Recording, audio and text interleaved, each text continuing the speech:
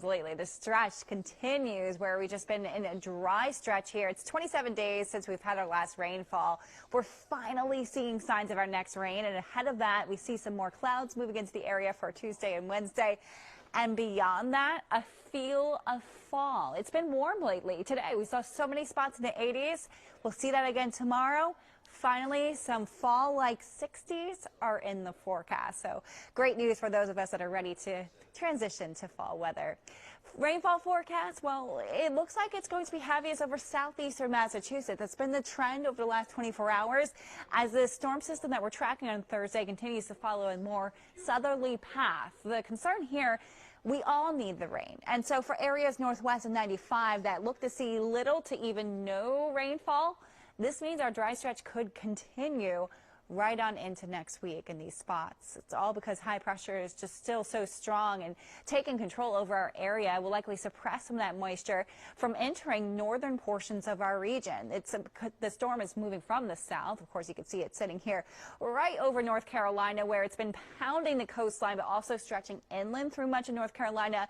Major wind impacts, some surge down there, but of course flooding is the most widespread issue. We had some tornado warnings earlier, not seeing that at this point in the night, but these flood warnings, they extend from Morehead City all the way about 160 miles northwest. So this just goes to show the extent of the flooding from this storm, and we're getting a little taste of that moisture later this week.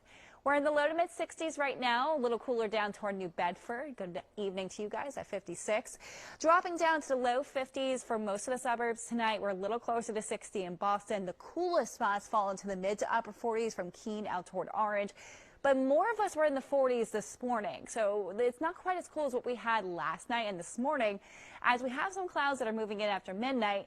And those clouds will be around into your Tuesday. So it's not going to be a perfectly blue, crisp sky that greets you tomorrow morning. Instead, we have some clouds, we have some fog, and those clouds, they're really thin, but they stick around into the evening. Also watch, you might detect a little smell of wildfire smoke in the air. That will also create some haze. It's hot tomorrow. We're in the 80s for most spots. Thinking the clouds tomorrow could block our view of the partial lunar eclipse, but you may have noticed the moon looks incredibly large as it is a supermoon that we're approaching. But let's time out this rain that's on the way. This is the most important aspect of our forecast here. We move toward Wednesday evening. The rain just starting to move in from the south. We should